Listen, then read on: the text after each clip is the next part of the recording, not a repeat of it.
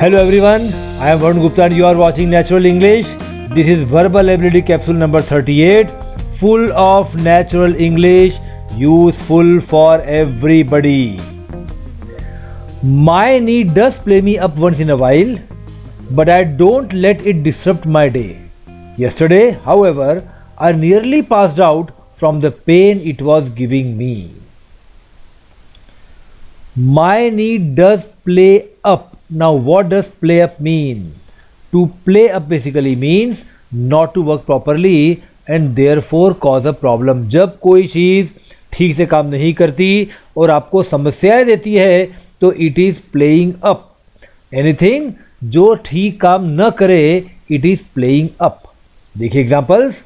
The car is playing up again. Car दोबारा दिक्कत दे रही है. कार दोबारा परेशान कर रही है. Car is playing up again. Is it 9 o'clock? 9 बजी है क्या? I think that the clock is playing up. मेरा ख्याल है कि शायद घड़ी गड़बड़ कर रही है. तो जब कोई चीज़ ठीक से काम नहीं करती और समस्या खड़ी करती है तो हम उसे बोलते हैं it is playing up. Once in a while. Once in a while का मतलब होता है फ्रॉम टाइम टू टाइम, समय समय पर. नॉट वेरी रेगुलरली, नियमित रूप से नहीं, कभी कभार, कभी कभी. Once in a while. Hindi में इसको हम कभी कभार बोल सकते हैं. क्या वो आपसे मिलने आता है? हाँ, कभी कभार आता है. Does he come to meet you? Yes, once in a while. Once in a while I still see a hippie that looks like he is stick in the 60s. अब देखिए हिप्पीज कौन होते थे 60s में. मतलब 60 से लेकर 69 के डिकेड में अमेरिका में काफ़ी सारे हिप्पीज लोग देखे गए थे जिनके बाल बड़े होते थे और जो ड्रग्स लेते थे. वंस इन अ वाइल, कभी कभार. आई स्टिल सी ए हिप्पी, मुझे अभी भी कोई हिप्पी दिख जाता है. दैट लुक्स लाइक, जो ऐसा दिखता है कि ही is stick in the 60s, कि वो अभी भी 60 के दशक में ही है.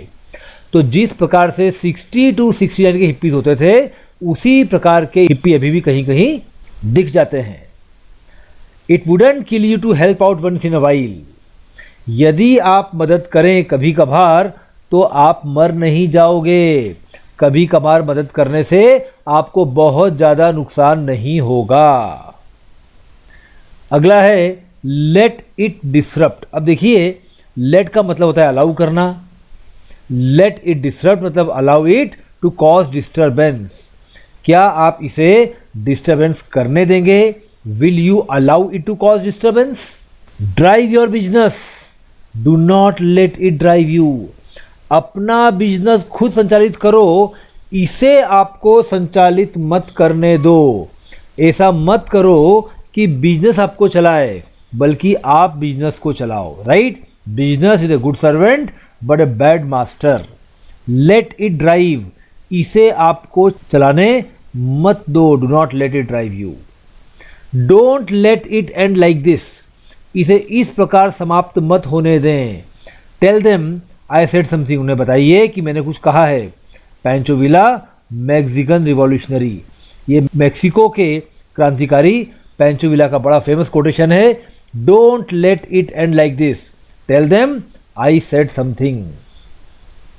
उन्हें कहिए कि मैंने कुछ कहा है. तो लेट इट ड्राइव, चलाने देना. लेट इट एंड, समाप्त होने देना. लेट इट डिसरप्ट, परेशान होने देना. और ध्यान दीजिए तीनों ही जगह इसके पहले डोंट लगा हुआ है. ऐसा मत होने दो. Don't let it waste your time, इसे अपना समय खराब मत करने दो. पास आउट हम पहले पढ़ चुके हैं एक बार, आज रिवीजन कर रहे हैं. पास आउट का मतलब होता है फेंट हो जाना, बेहोश हो जाना. बिकम अनकॉन्शियस, जब आप बहुत थक कर गिर जाएं, then you have passed out. I was hit on the head and passed out, मेरे सिर पर मारा गया और मैं बेहोश हो गया. ही फेल्ट सिक एंड डिजी, उसे बीमारी जैसा लगा, उसे चक्कर आए एंड देन पास्ड आउट, और फिर वह बेहोश हो गया. पूरा सेंटेंस देखते हैं दोस्तों. My knee does play me up once in a while, मेरा घुटना कभी कभार मुझे परेशान तो करता है. But I don't let it disrupt my day, लेकिन मैं इसे अपना दिन खराब नहीं करने देता। यस्टरडे, कल ही, हाउएवर, किंतु, I nearly pass out from the pain it was giving me, मैं उस दर्द से करीब करीब बेहोश सा हो गया जो यह मुझे दे रहा था। मतलब आमतौर पर मैं परेशान नहीं होता हूँ, बट कल जो दर्द हुआ वो बहुत ज़्यादा था। हो सकता है कि ये सेंटेंस आप डॉक्टर से कह रहे हो कि नॉर्मली मैं टॉलरेट करता हूँ, पर कल इनटॉलरेबल दर्द मुझे हुआ था। आज का अगला सेंटेंस है दोस्तों, I know you have been through a bad patch but there is no point dwelling on it, we may never get to the bottom of what happened but it will all blow over in good time, you will see।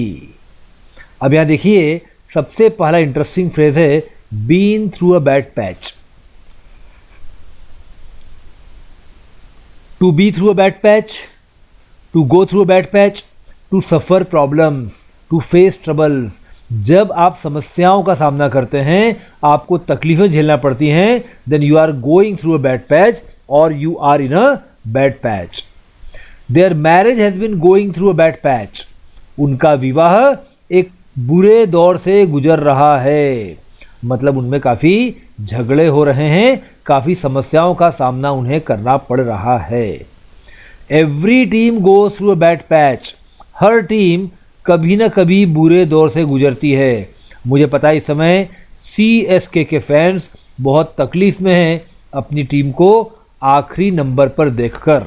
उन्हें मैं कह रहा हूं every team goes through a bad patch. हर टीम कभी कभार एक बुरे दौर से गुजरती है। There is no point dwelling on it. अब देखिए ड्वेलिंग ऑन का मतलब क्या होता है। ड्वेलिंग का मतलब होता है रहना, निवास करना। No point dwelling on something मतलब यू शुड नॉट थिंक और speak about something for a long time. बहुत लंबे समय तक एक ही चीज पर मत रहो, आगे बढ़ो। Do not dwell on it, there is no point dwelling on it. There was no point in dwelling on negative stuff. Negative stuff मतलब नकारात्मक चीजें, नकारात्मक बातें, ऐसी चीजें जो आपको नकारात्मकता की ओर धकेल दें, जिंदगी के दुख दर्द, right. There was no point in dwelling on negative stuff. नकारात्मक बातों में बने रहने में कोई पॉइंट नहीं है, इसका कोई फायदा नहीं है, इसका कोई फायदा नहीं था, ऐसा आपको नहीं करना था। It's time you stop dwelling on the past. अब समय आ गया है कि आप भूतकाल में रहना समाप्त कर दें। There is no point dwelling on the past. भूतकाल में बने रहने का कोई फायदा नहीं है। अब देखिए इट्स टाइम यू स्टॉप्ड और देयर इज नो पॉइंट, ये दोनों बिल्कुल एक ही अर्थ देते हैं। अब समय आ गया कि आप समाप्त कर दें, कोई फायदा नहीं होता। ये दोनों दरअसल एक जैसी चीज ही, एक जैसा मैसेज ही आपको देते हैं। Get to the bottom of.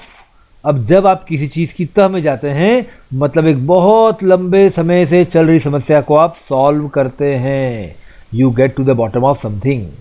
I never got to the bottom of their mutual problems। Mutual मतलब पारस्परिक। अब दो दोस्त हैं, उनके बीच की जो आपसी समस्याएं हैं वो उनकी म्यूचुअल प्रॉब्लम्स हैं, पारस्परिक समस्याएं हैं। I never got to the bottom of their mutual problems।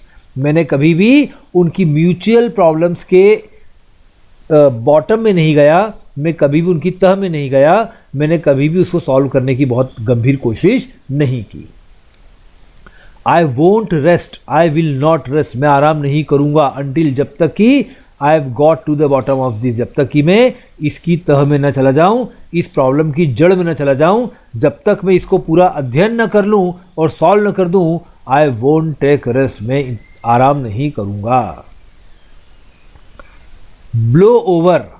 जब कोई बुरा समय गुजर जाता है उसे कहते हैं blow over. To fade away without serious consequences. गंभीर परिणामों के बिना समाप्त हो जाना, धीमा पड़ जाना, नष्ट हो जाना, मतलब fade away. The storm blew over after a couple of hours. जो तूफान था वो 2 घंटों के बाद अपने आप ठंडा पड़ गया। Days of fear and trembling. डर और कांपने के दिन हैव ब्लोन ओवर, पूरे हो गए हैं। एक समय था जब पूरी दुनिया थर थर कांप रही थी कोरोना के नाम से। कोरोना समाप्त नहीं हुआ है, पर कम से कम डर और कांपने के दिन तो निश्चित तौर पर पूरे हो गए हैं, समाप्त हो गए हैं, आगे उसके हम आ चुके हैं।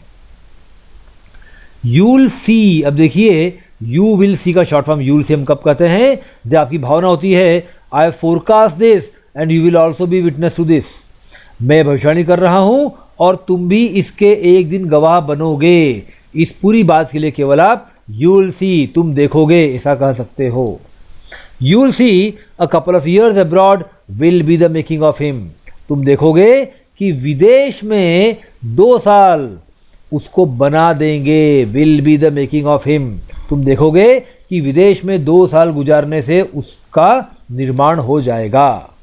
One day I will be rich and famous, एक दिन मैं पैसे वाला बनूंगा और फेमस बनूंगा। यू विल सी, तुम देखोगे कि एक दिन मैं धनी और प्रसिद्ध बनूंगा। कोई व्यक्ति अपने दोस्तों को या अपने परिवार को ये बात अक्सर कहता है। पूरा सेंटेंस देखते हैं दोस्तों। I know you have been through a bad patch, मैं जानता हूं कि आप एक बहुत ही बुरे दौर से गुजरे हैं। But there is no point dwelling on it, लेकिन इसमें बने रहने का कोई फायदा नहीं, आगे बढ़ो। We may never get to the bottom of what happened, जो हुआ अब उसके बारे में हम कभी उसे सॉल्व तो कर नहीं सकते, बदल तो सकते नहीं। But it will all blow over in good time, लेकिन थोड़े समय में ये सब समाप्त हो जाएगा। यू विल सी, तुम देखोगे कि जो भी बुरा है वो सब समाप्त हो जाता है। दिस टू विल पास, एक बड़ा अच्छा सेंटेंस है। दिस टू विल पास, यह भी गुजर जाएगा। अच्छा समय है, ज़्यादा खुश मत रहो, बुरा समय है, ज़्यादा दुखी मत रहो। This too will pass, this will blow over. आज का थर्ड सेंटेंस है दोस्तों।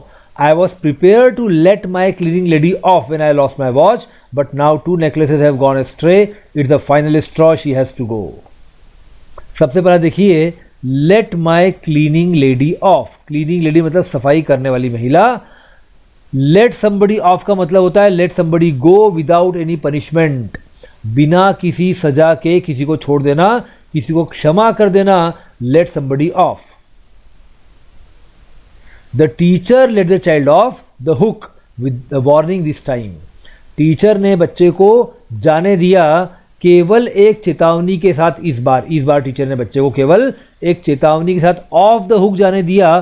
सजा की तलवार जो उसके सिर पर लटक रही थी उससे उसको निकलने दिया, off the hook. When police realise who he was, they asked for an autograph and let him off with a warning. जब पुलिस को पता चला कि वो कौन है तो उन्होंने एक ऑटोग्राफ मांगा, उस ऑटोग्राफ लिया और उसे केवल एक वार्निंग के साथ जाने दिया।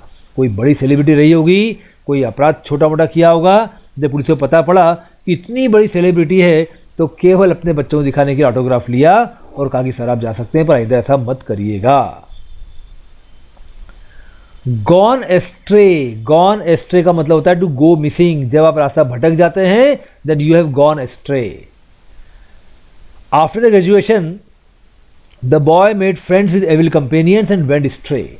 ग्रेजुएशन के बाद लड़के ने दुष्ट साथियों के साथ दोस्ती की और राह भटक गया और उसके रास्ते खराब हो गए, उसका चाल चलन बिगड़ गया।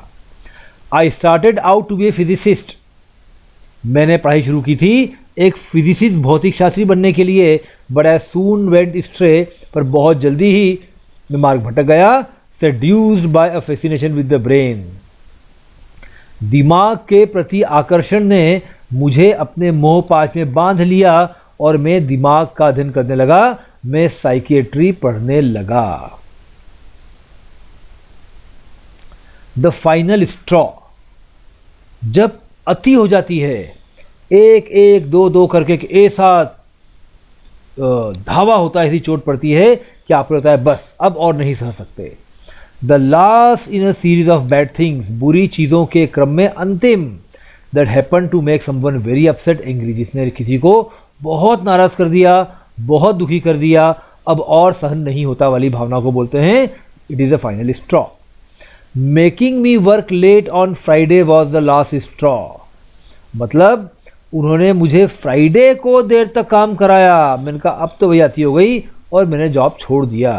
रोज़ काम कराओ चलेगा, पर फ्राइडे शाम को पूरा यूरोप पूरा अमेरिका वीकेंड पार्टीज़ में जाता है, और जब आपने मेरा वीकेंड ख़राब किया तो मैं आपका जॉब नहीं करूँगा। Making your work late on Friday was the last straw, was the final straw. He had broken his promise again, उसे एक बार फिर अपना वादा तोड़ दिया है।